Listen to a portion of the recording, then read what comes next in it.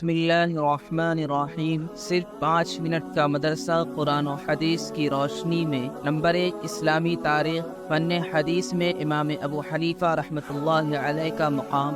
امام اعظم ابو حنیفہ رحمۃ اللہ علیہ نے بڑے ہو کر علم حاصل کرنے کی طرف توجہ فرمائی۔ کوفہ کے بڑے اساتذہ اور ائمہ فن سے علم حاصل کیا، یہاں تک کہ تمام علوم میں مہارت حاصل کر لی۔ فقہاء و محدثین کی ایک بڑی جماعت ان کی مہارت اور ان کے کمال کا اعتراف کیا کرتی تھی۔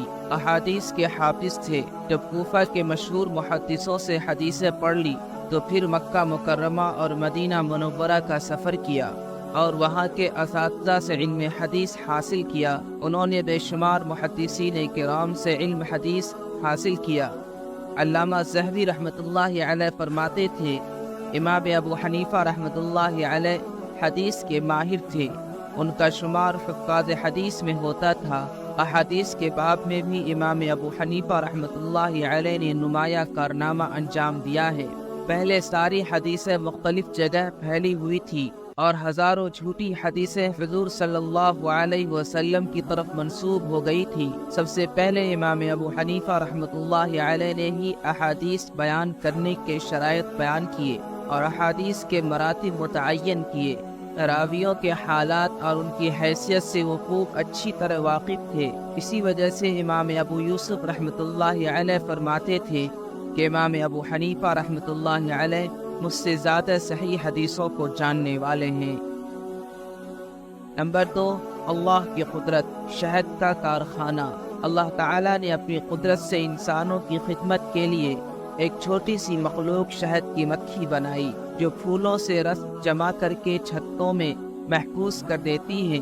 اللہ تعالیٰ نے اس چھوٹی سی مکھی کو کیسا ہنر دے رکھا ہے کہ وہ اپنے رہنے کے لیے جو چھتا بناتی ہے، اس میں چھوٹے چھوٹے خانے ہوتے ہیں اور ہر خانے میں 6 کونے ہوتے ہیں جو سارے کے سارے ایک ہی سائز کے ہوتے ہیں، اور وہ پھولوں کے رس لا کر انہی خانوں میں جمع کرتی ہے۔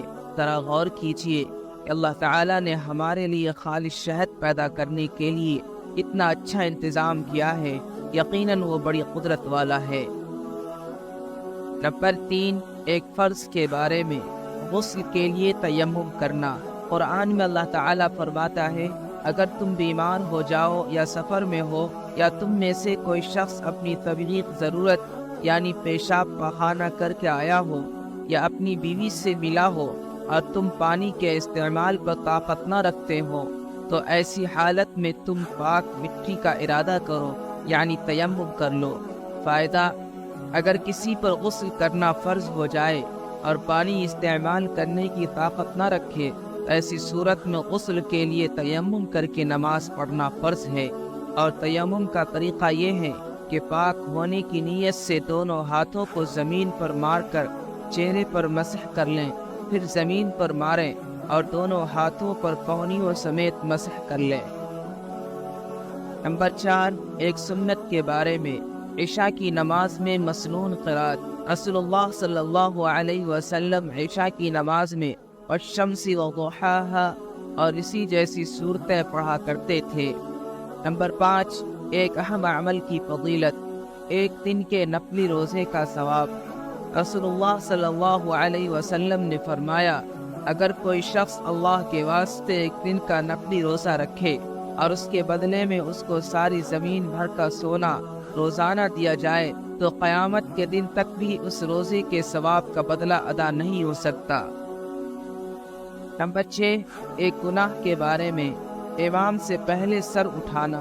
رسول اللہ صلی اللہ علیہ وسلم نے فرمایا، کیا وہ شخص جو امام سے پہلے اپنے سر کو اٹھاتا ہے اس بات سے نہیں ڈرتا اللہ تعالیٰ اس کے سر کو گدھے کا سر بنا دے گا یا اس کی شکل گدھے جیسی بنا دے گا۔ نمبر 7، دنیا کے بارے میں۔ دنیا کا تذکرہ نہ کرو۔ رسول اللہ صلی اللہ علیہ وسلم نے فرمایا، اپنے دلوں کو دنیا کی یاد میں مشغول نہ کرو۔ نمبر 8، آخرت کے بارے میں۔ قیامت کے دن لوگوں کی حالت۔ قرآن میں اللہ تعالیٰ فرماتا ہے، جس دن تمام جاندار اور فرشتے صف باندھ کر کھڑے ہوں گے، اس روز کوئی کلام نہ کر سکے گا، البتہ جس کو خدائے رحمان یعنی اللہ تعالیٰ بات کرنے کی اجازت دے دے اور وہ بات بھی ٹھیک ہی کہے گا۔ اس دن کا آنا یقینی ہے۔ جو شخص چاہے اپنے رب کے پاس ٹھکانہ بنا لے۔ نمبر 9، طب نبوی سے علاج، جوڑوں کے درد کا علاج۔ رسول اللہ صلی اللہ علیہ وسلم نے فرمایا، انجیر کھاؤ۔ پھر اس کی اہمیت بتاتے ہوئے ارشاد فرمایا، اگر میں کہتا کہ جنت سے کوئی پھل اترا ہے تو یہی ہے، کیونکہ جنت کے پھلوں میں گٹھلی نہیں ہے اور انجیر کا یہی حال ہے، لہذا اسے کھاؤ، اس لیے کہ یہ بواسیر کو ختم کرتا ہے اور جوڑوں کے درد میں مفید ہے۔ نمبر 10، قرآن کی نصیحت۔ قرآن میں اللہ تعالیٰ فرماتا ہے، تمہارے رب نے فرمایا ہے کہ مجھ سے دعا مانگو، میں تمہاری دعا قبول کروں گا۔ بلا شبہ جو لوگ میری عبادت کرنے سے تکبر کرتے ہیں وہ عنقریب ذلیل ہو کر جہنم میں داخل ہوں گے۔